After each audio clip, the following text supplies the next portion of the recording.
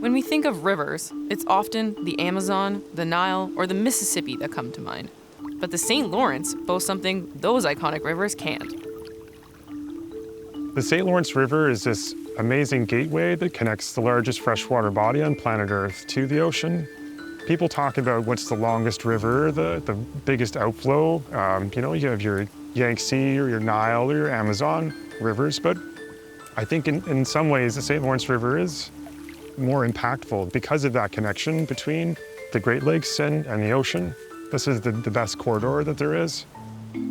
It's also a rather large corridor. There's a lot of water to cover if we're going to keep track of the different species here. This is our multi-payload drone, quadcopter. And I'm going to program this to have an autopilot flight, and it's going to take about 100 or 200 images. We're going to fire this up. Today, we're with the FINS project, measuring and monitoring the biodiversity of the St. Lawrence River. So FINS stands for Fish Identification Nearshore Survey, and that's a project that we started back in 2015 in partnership with the Mohawk Council of Akwesasne's Environment Program. And both of our staff joined together to answer some questions that we had about the health of the St. Lawrence River. Biodiversity is the variety of species and the differences between individuals of those species within an ecosystem. So the question today is, what exactly is living here? To get an answer, we do routine surveys along the shores of the river. And it starts with getting a view from above of what's down below. So drones give us this great overhead view of our survey site, and we can see all kinds of features that we wouldn't be able to see from the shore's edge. Things like plant cover, rocks, logs, other things that are important for fish habitat. And we can see changes that take place. Every time you hear that click, that's a photo being taken. The second thing we do is we take some water samples from the river and we filter those, and that collects all of the environmental DNA, so little bits and pieces of fish and plants that kind of float off in the water. Environmental DNA, or eDNA, is a tool that helps us identify tiny traces of life that have been left behind when something is hidden, relocated, or died, or when it's just too small or too hard to catch. It's kind of like fingerprinting.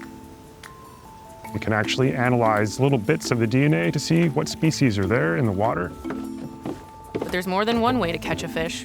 To get a bigger picture, we need to cast a wider net. So what we're doing is a fish survey, and we're using this net here, which is called a seine net. And it's a very common type of net for sampling fish in really shallow water. It's a long panel and it has a little pocket in the middle. And we're essentially going to encircle some fish with this net. We're going to haul it in and we're going to put the fish in a bin, and we'll identify them and we'll let them go afterwards. We've done our job right. We should have lots of fish. All right, let's start getting the boat in. You never quite know what you're going to catch in the net. What's that? Got a cutlet. Cutlet minnow. It's a species at risk. So this right here is a cutlet minnow. They have a tri-lobed lower jaw, so their lower jaw kind of looks like an M or a W shape.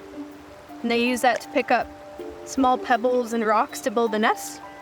And they also use it to take out the eyeballs of other fish. So they use that to defend their nest, which is really cool. For a minnow, they're pretty feisty. It's nice to be going to work doing what most people wait until their vacations to do, driving about, catching some fish. While the FINS project can tell us what's close to shore, we also need to find what's swimming further out. So, a gill net has two sides. This is the float line, which floats on top, and then we've got a lead line, so that's the weighted line, which will sink to the bottom. And you don't want to get your hands caught. So there we go. One of our most common fish species that we catch here that's a native species would be yellow perch, and yellow perch are famous in this part of the world. Some of the larger native species include large and smallmouth bass, pike, and muskie. Pull it up onto the deck, pull on there so that I have slack. enough to get it from the other side. I'm gonna try to do this in the water. Oh, he got away. Slipped out of my hand. I'll try to do a better job on this one. So bring him onto the deck. Can anyone figure that out? It's a smallmouth bass. So we're catching a lot of smallmouth bass. We have record-sized bass in this part of the river, and some people have attributed that to invasive round gobies, and there's no shortage of round gobies. Whether close to shore or in the middle of the river, to get a full picture of the biodiversity of the St. Lawrence takes diversity. A diversity of tools, methods, and people. It's all a part of learning to adapt to an evolving environment. We can predict quite confidently that things are going to change because of climate change and also just the rate of development along shorelines and in the landscape. So all that's going to combine and affect the outcomes of the ecosystem. With constant change comes the certainty that learning is an ongoing process. There's still huge knowledge gaps that we have about the St. Lawrence River that we're trying to fill in. Things like, where do you find species at risk? What's the movement of species that are invasive? Just even basic questions like, what species actually live here? And that to adapt is to understand that it's not just about answering questions. It's about charting a course for a healthy future. It's no more than just a scientific study, it actually matters to people's lives and generations of people, actually.